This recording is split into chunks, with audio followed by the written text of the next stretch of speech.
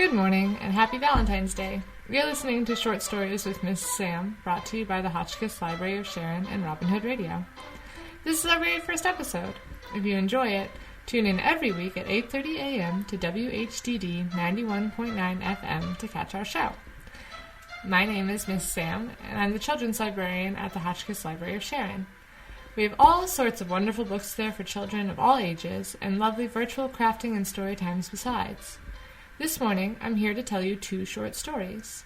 The first story is very short and very sweet. Both are from a book of Norse tales for children printed in 1892, and both share a main character named Boots, who appeared in many Norse stories as the clever youngest brother and hero. The first is about telling stories, but not in the way that you or I do. At least, I hope you don't tell stories this way. In this tale, telling stories is another way of saying to lie or to exaggerate.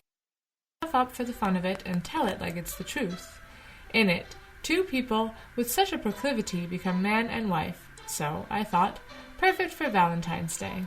Without further ado, I present to you Boots, who made the princess say, "That's a story."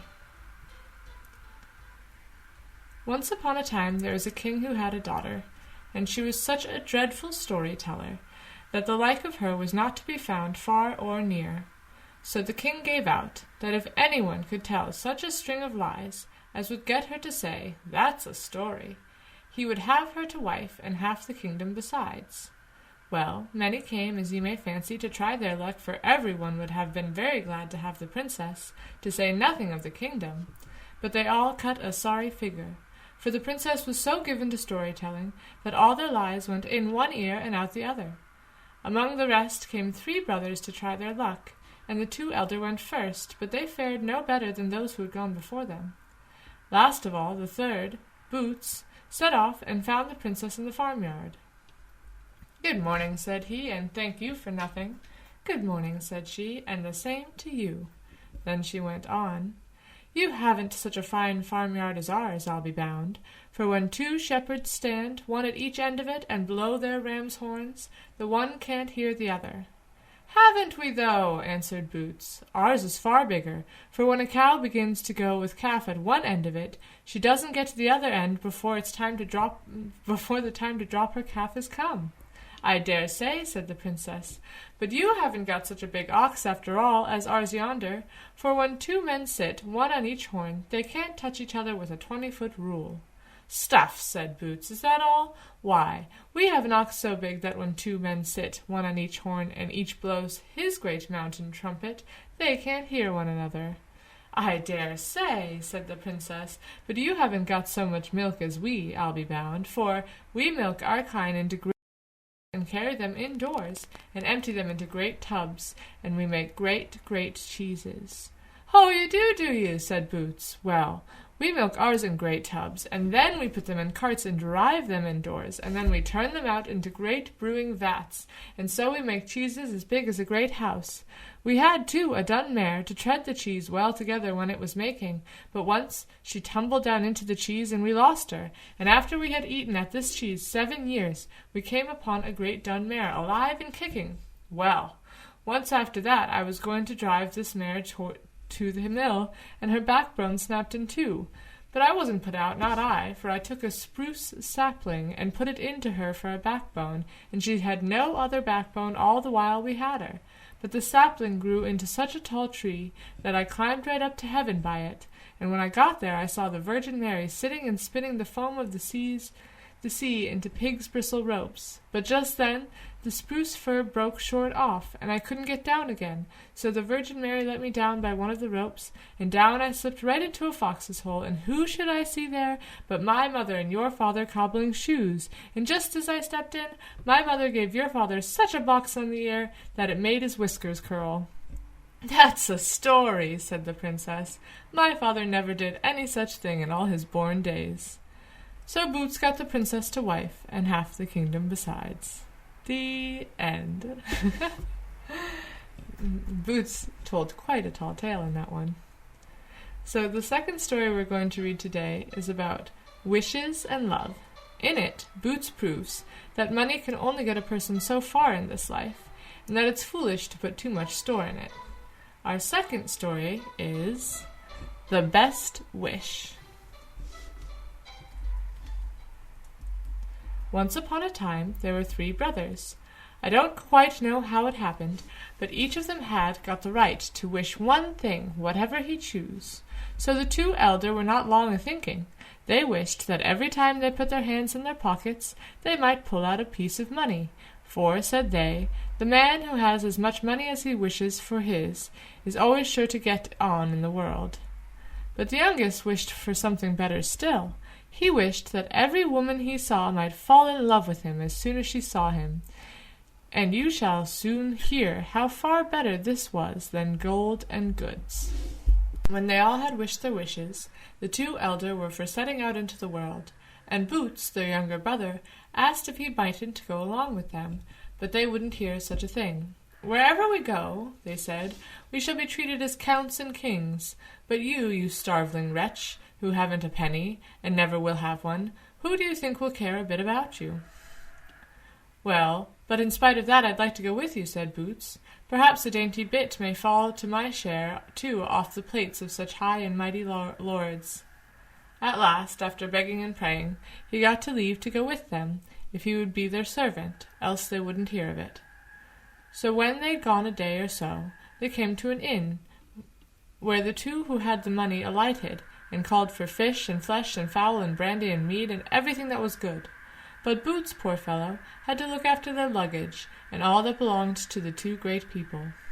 Now, as he went to and fro outside, and loitered about in the inn-yard, the innkeeper's wife looked out of the window and saw the servant of the gentleman upstairs, and, all at once, she thought she had never set eyes on such a handsome chap. So she stared, and the longer she looked, the handsomer he seemed. What, by the Dale's skin and bones, is it that you are standing there gaping out of the window? Said her husband. I think 'twould be better if you looked how the suckling pig is getting on, instead of hanging out of the window that way.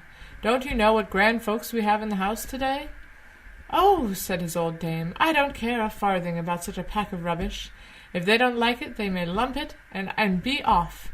But just do come and look at this lad out in the yard. So handsome a fellow I never saw in all my born days. And if you'll do as I wish, we'll ask him to step in and treat him a little, for, poor lad, he seems to have had a hard fight of it. Have you lost the little brains you had? Said the husband, whose eyes glistened with rage. Into the kitchen with you, and mind the fire, but don't stand there glowering after strange men. So the wife had nothing left for it, but to go into the kitchen and look after the cooking. As for the lad outside, she couldn't get leave to ask him in, or treat him either. But just as she was about spitting the pig in the kitchen, she made an excuse for running out into the yard, and then and there she gave Boots a pair of scissors, of such a kind that they cut of themselves, out of the air, the loveliest clothes anyone ever saw, silk and satin and all that was fine. This you shall have because you are so handsome, said the innkeeper's wife. So when the 2 elder brothers had crammed themselves with roast and boiled, they wished to be off again, and Boots had to stand behind their carriage and be their servant, and so they travelled a good way until they came to another inn. There the 2 brothers again alighted and went indoors, but Boots, who had no money, they wouldn't have inside with them. No, he must wait outside and watch the luggage. And mind, they said, if anyone asks whose servant you are, we are 2 foreign princes. Now, as it had happened before, while Boots stood hanging about in the yard, the innkeeper's wife came to the window and saw him, and she too fell in love with him, just like the first innkeeper's wife. And there she stood and stared, for she thought she could never have her fill of looking at him. Then her husband came running through the room with something the 2 princes had ordered. Don't just stand there like a cow at the barn door, but take this into the kitchen and look after the fish kettle, said the man. Don't you see what grand people we have in the house to-day? I don't care a farthing for such a pack of rubbish, said the wife. If they don't like what they get, then they may lump it and eat what they brought with them. But just do come here to see what you shall see. Such a handsome fellow as walks here out in the yard, I never saw in all my born days. Shan't we ask him in and treat him a little? He looks as if he needed it, poor chap. And then she went on, such a love, such a love. "You never had much wit, and the little you had is clean gone, I can see," said the man, who was as much more angry than the first innkeeper, and chased his wife back, neck and crop, into the kitchen. "Into the kitchen with you, and don't stand there glowering after lads," he said. So she had to go in and mind the fish kettle, and she dared not treat Boots, for she was afraid of her old man. But as she stood there making up the fire, she made an excuse for running out into the yard, and then and there she gave Boots a tablecloth, which was such that it covered itself with the best dishes you could think of, as soon as it was spread out. "This you shall have," she said, "because you are so handsome." So when the two brothers had eaten and drank of all that was in the house, and had paid the bill in hard cash, they set off again, and Boots stood up behind their carriage. But when they had gone so far that they grew hungry again, they turned into a third inn, and called for the best and the dearest they could think of. "For," said they, "we are 2 kings on our travels, and as for our money, it grows like grass." Well, when the innkeeper heard that, there was such a roasting and baking and boiling, why, you might smell the dinner at the next neighbour's house, though it wasn't very near, and the innkeeper was at his wit's end to find all he wished to put before the 2 kings. But Boots, he had to stand outside here too, and look after the things in the carriage. So it was the same story all over again. The innkeeper's wife came to the window and peeped out, and there she saw the servant standing by the carriage. Such a handsome chap she had never set eyes on before. So she looked and looked, and the more she stared, the handsomer he seemed to the innkeeper's wife. Then out came the innkeeper, scampering through the room with some dainty which the travelling kings had ordered, and he wasn't very soft-tongued when he saw the old dame standing and glowering out of the window. "Don't you know better than to stand gaping and staring there when we have such great folk in the house?" he said. "Back into the kitchen with you this minute, to your custards." "Well, well," said she, "as for them I don't care a pin. If they can't wait till the custards are baked, they may go without, that's all. But do, pray, come here, and you'll see such a lovely lad standing out there in the yard. Why, I never saw such a pretty fellow in all my life. Shan't we ask him in now, and treat him a little, for he looks as if it would do him good. Oh, what a darling, what a darling!" "A wanton gadabout you've been all your days, and so you are still," said her husband, who was in such a rage he scarce knew which leg to stand on. "But if you don't be off to your custards this minute, I'll soon find out how to make you stir your stumps. See if I don't." So the wife had off to her custards as fast as she could, for she knew that her husband would stand no nonsense.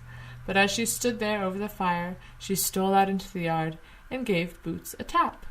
"If you only turn this tap," she said, "you'll get the finest drink of whatever kind you choose, both mead and wine and brandy, and this you shall have because you are so handsome." So when the 2 brothers had eaten and drunk all they could, they started from the inn, and Boots stood up behind again as their servant, and thus they drove far and wide till they came to a king's palace. There the 2 elder gave themselves out for 2 emperors' sons, and as they had plenty of money, and were so fine that their clothes shone again ever so far off, they were well treated. They had rooms in the palace, and the king couldn't tell how to make enough of them. But Boots, who went about in the same rags he stood in when he left home, and who never had a penny in his pocket, he was taken up by the king's guard, and put across to an island, whether they used to row over all the beggars and rogues that came to the palace. This the king had ordered, because he wouldn't have the mirth at the palace spoilt by these dirty blackguards, and thither, too, only just as much food as would keep body and soul together was sent over every day. Now Boots's brothers saw very well that the guard was rowing him over to the island, but they were glad to be rid of him, and didn't pay the least heed to him. But when Boots got over there, he just pulled out his scissors and began to snip and cut in the air. So the scissors cut out the finest clothes anyone would wish to see, silk and satin both, and all the beggars on the island were soon dressed far finer than the king and all his guests in the palace. After that Boots pulled out his tablecloth and spread it out. So they got food too, the poor beggars. Such a feast had never been seen at the king's palace, as was served that day at the Beggars Isle. "Thirsty too, I'll be bound you all are," said Boots, and out with his tap gave it a turn, and so the beggars got all a drop to drink, and such ale and mead the king himself had never tasted in all his life. So the next morning, when those who were to bring the beggars their food on the island came rowing over with the scrappings and the porridge pots and the cheese parings, that was what the poor wretches had, the beggars wouldn't so much as taste them, and the king's men fell to wondering what it could mean. But they all wondered much more when they got a good look at the beggars, for they were so fine the guard thought they must be emperors or popes at least, and that they must have rowed to the wrong island. But when they looked better about them, they saw they had come to the same old place. They soon found out it must be he whom they had rowed out the day before, who had brought the beggars on the island all this state and bravery, and as soon as they got back to the palace, they were not slow to tell how the man, whom they had rowed over the day before, had dressed out all the beggars so fine and grand that precious things fell from their clothes. And as for the porridge and cheese we took, they wouldn't even taste them, so proud they have got, they said. One of them, too, had smelt out that the lad had a pair of scissors with which he cut the clothes with. When he only snips with those scissors up in the air, he snips and cuts out nothing but silk and satin, said he. So, when the princess heard that, she had neither peace nor rest till she saw the lad and his scissors that cut out silk and satin from the air. Such a pair was worth having, she thought, for it would help, for with its help she would soon get all the finery she wished for. Well, she begged the king so long and hard he was forced to send a messenger for the lad who owned the scissors, and when he came to the palace, the princess asked him if it were true that he had such and such a pair of scissors, and if he would sell it to her. Yes, it was all true, and he had such a pair, said Boots, but sell it he wouldn't. And with that he took the scissors out of his pocket, and snipped with them in the air, till strips of silk and satin flew all about them. Nay, but you must sell me those scissors, said the princess. You may ask what you please for them, but have them I must. No, such a pair of scissors he wouldn't sell at any price, for he could never get such a pair again. And while they stood and haggled for the scissors, the princess had time to look better at Boots, and she too thought, with the innkeepers' wives, that she had never seen such a handsome fellow before. So she began to bargain for the scissors over and over again, and begged and prayed Boots to let her have them. He might ask many, many hundreds of dollars for them. 'Twas all the same to her, so she got them. No, sell them I won't, said Boots, but all the same, if I can get leave to sleep one night on the floor of the princess's bedroom close by the door, I'll give her the scissors. I'll do her no harm, but if she's afraid, she may have 2 men to watch inside the room. Yes, the princess was glad enough to give him leave, for she was ready to grant him anything, if only she got the scissors. So Boots lay on the floor inside the princess's bedroom that night, and 2 men stood watch there too.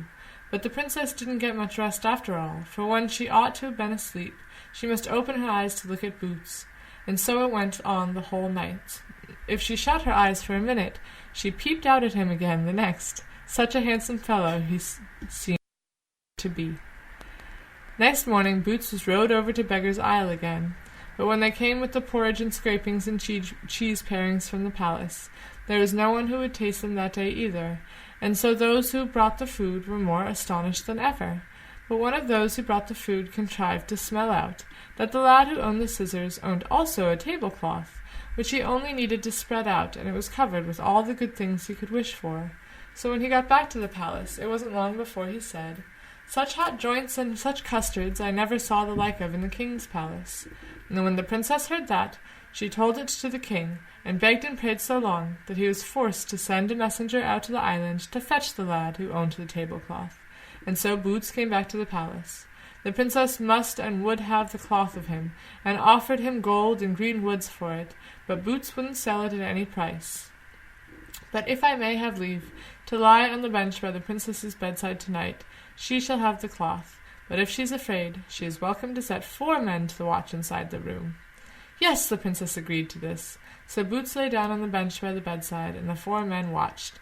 But if the princess hadn't much sleep the night before, she had much less this, for she could scarce get a wink of sleep. There she lay wide awake, looking at the lovely lad the whole night through, and after all the night seemed too short. Next morning Boots was rowed off again to the Beggars' Island, though sorely against the princess's will, so happy was she to be near him. But it was past praying for. To the island he must go, and there was the end of it. But when those who brought the food to the beggars came with the porridge scrappings and cheese parings, There wasn't one of them who'd even look at what the king had sent, and those who brought it didn't wonder either, though they all thought it strange that none of them were thirsty. But just then one of the king's guards smelled out that the lad who had owned the scissors and tablecloth had a tap besides, which, if one only turned it a little, gave out the rarest drink, both ale and mead and wine. So when he came back to the palace, he couldn't keep his mouth shut this time any more than before. He went about telling high and low about the tap, and how easy it was to draw all sorts of drink out of it. Well, I've never tasted the like of them in the king's palace. Honey and syrup are nothing to them for sweetness.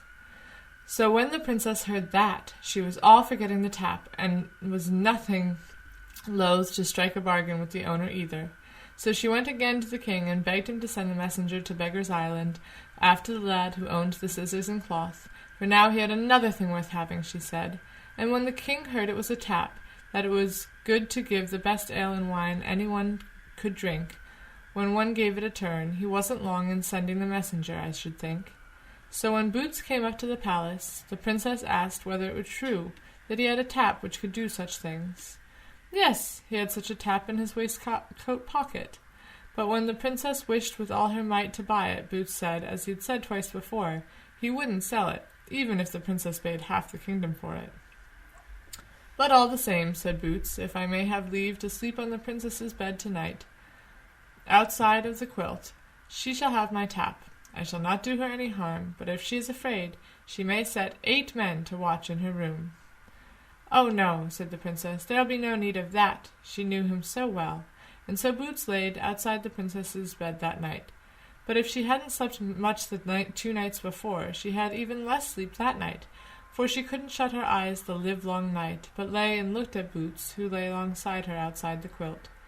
So when she got up in the morning, they were going to row Boots back to the island, she begged them to hold hard a little bit, and in she ran to the king, and she begged him so prettily to let her have Boots for a husband, she was so fond of him, and unless she had him she would not care to live. Well, well, said the king, you shall have him if you must, for he who has such things is just as rich as you are. So Boots got the princess and half the kingdom, the other half he was to have when the king died, and so everything went smooth and well. But as for his brothers, who had always been so bad to him, he packed them off to Beggars Island. There, said Boots, perhaps they might find out which is best off, the man who has his pockets full of money, or the man who has all the women fall in love with him. Nor, to tell you the truth, do I think it would help them much to wander about the Beggars' Island, pulling pieces of money out of their pockets. And so, if Boots hadn't taken them off the island, there they would still be, walking about this very day, eating cheese parings and scrapings of the porridge pots. The end. Thank you for listening to Short Stories with Mrs. Sam. I hope you are entertained by today's stories and that you join me next week. Short Stories with Miss Sam is brought to you by the Hotchkiss Library of Sharon and Robin Hood Radio, and can be heard each week on Sunday mornings at 8:30 a.m. here on WHDD 91.9 FM. All the sounds used in this episode are from freesound.org.